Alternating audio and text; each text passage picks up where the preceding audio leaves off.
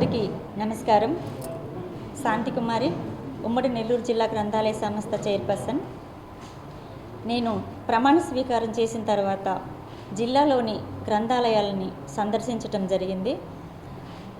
దీనికి కారణం ఏంటంటే, గ్రంథాలయాల్లో ఉండేటువంటి మౌలిక సదుపాయాలు కానీ, వసతులు, పరిస్థితులు ఇవన్నీ ఎలా ఉంటాయో చూద్దామని కొన్ని గ్రంథాలయాలు సందర్శించటం జరిగింది. దీంతో నేను కొన్ని లోపతాపాలు ఉండేటివన్నీ తెలుసుకుని వీటికి ఏ విధంగా మనం పరిష్కారం ఇవ్వాలనేది మీడియా ద్వారా తెలియజేద్దామని ఈ విలేకరుల మీటింగ్ ఏర్పాటు చేశాను.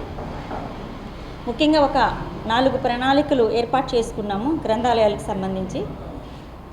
ఫస్ట్, సిబ్బంది పనితీరు మీద నేను సమీక్ష చేశాను. రెండవది, విద్యార్థుల్ని దృష్టిలో పెట్టుకున్నాను.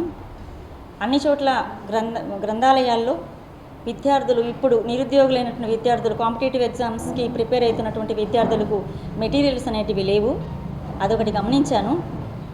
మూడవది, పాఠకులకి అసౌకర్యం కొన్ని చోట్ల కలుగుతుంది. ఎందుకంటే సిబ్బంది కొరత వల్ల గ్రంథాలయాలు మూసివేయటం జరిగింది. దీనికి కూడా ఎలాంటి ప్రణాళిక ఏర్పాటు చేయాలనేది ఆలోచించాను. ఇక నాలుగవది, ప్రజలని గ్రంథాలయాలకి వచ్చే విధంగా, ప్రజలు గ్రంథాలయాలు వాడుకునే విధంగా ఏర్పాటు చేయాలనేది ఇంకొక ప్రణాళిక అనేది ఏర్పాటు చేసుకున్నాను. దీంట్లో భాగంగా ముందు స్థానికంగా ఉండేటువంటి ప్రజాప్రతినిధులు అయితేనేమి, డోనర్స్ అయితేనేమి, అందరినీ కూడా నేను సహాయార్థం కోరడం జరిగింది. ముఖ్యంగా నేను యువతను దృష్టిలో పెట్టుకున్నాను.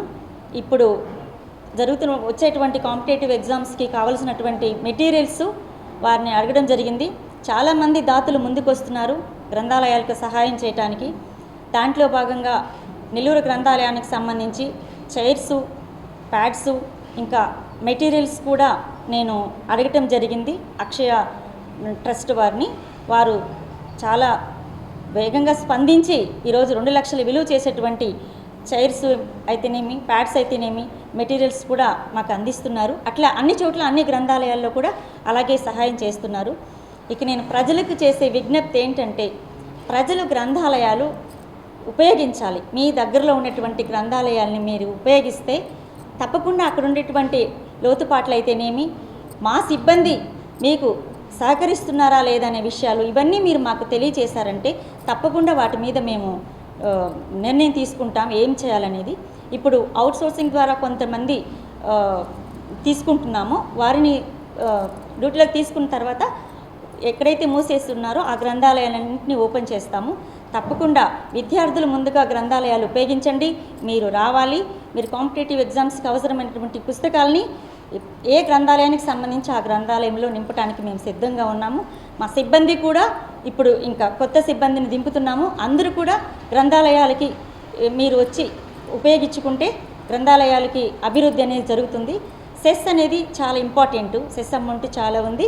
సంబంధిత అధికారులను కూడా నేను కలవటం జరిగింది. అందరూ సానుకూలంగా స్పందిస్తున్నారు కూడా. తప్పకుండా త్వరలో ఈ కూటమి ప్రభుత్వం ద్వారానే గ్రంథాలయాలు అభివృద్ధి చెందుతాయని నేను తెలియజేసుకుంటున్నాను. అదేవిధంగా మంగళగిరిలో మోడల్ గ్రంథాలయాన్ని మన లోకేష్ బాబు గారు ప్రారంభించడం జరిగింది. ఇప్పుడు మన రాజధాని అయినటువంటి అమరావతిలో కూడా 5 ఎకరాలలో రాష్ట్ర సంస్కృతికి ప్రత్యేకమైనటువంటి ఒక విశిష్టమైనటువంటి రాష్ట్ర కేంద్ర గ్రంథాలయాన్ని ప్రారంభించడం జరుగుతుంది త్వరలో. కాబట్టి ఈ కూటమి ప్రభుత్వం వల్ల గ్రంథాలయాలకి తిరిగి గొప్ప అభివృద్ధి అనేది చేస్తారని నేను నమ్ముతున్నాను. మా లోకేష్ బాబు గారు విద్యాశాఖ మంత్రి వారు అవ్వటం వల్ల గ్రంథాలయాల మీద డిజిటల్ గ్రంథాలయాలు చేయాలని వారు చాలా ఉద్దేశపూర్వకంగా మనకు సహాయార్థంగా అన్ని చేస్తారు. అదేవిధంగా మా చైర్మన్ అయినటువంటి శ్రీ కోటేశ్వరరావు గారి సహకారంతో, ఇంకా ప్రజాప్రతినిధులతో అందరితో కూడా నేను మమేకమై వాళ్ళందరి సహకారార్థం, ఇంకా పుస్తక ప్రియుల యొక్క సూచనల మేరకు గ్రంథాలయానికి కావాల్సినటువంటి పుస్తకాలు ఇవన్నీ కూడా నేను త్వరలో ముందుకు తీసుకొచ్చి గ్రంథాలయాలను అభివృద్ధి చేస్తానని ఇందు మూలంగా ప్రజలకందరికీ కూడా నేను తెలియపరచుకోవడం కోసమే ఈ మీడియా ఏర్పాటు చేసుకుని నేను తెలియజేస్తున్నాను. తప్పకుండా ప్రజలందరికీ విజ్ఞప్తి ఒకటే, గ్రంథాలయాలు ఉపయోగించండి. మీ అందరి సహకారంతోనే మన గ్రంథాలయాల్ని మనం అభివృద్ధి చేసుకోగలం. గ్రంథాలయం అనేది సమాజ నేస్తము, జ్ఞాన సంపద. కాబట్టి ఈ సంపద అందరిది.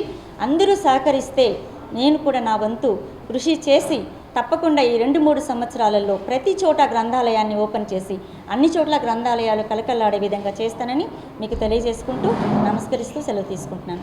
Thank you so much.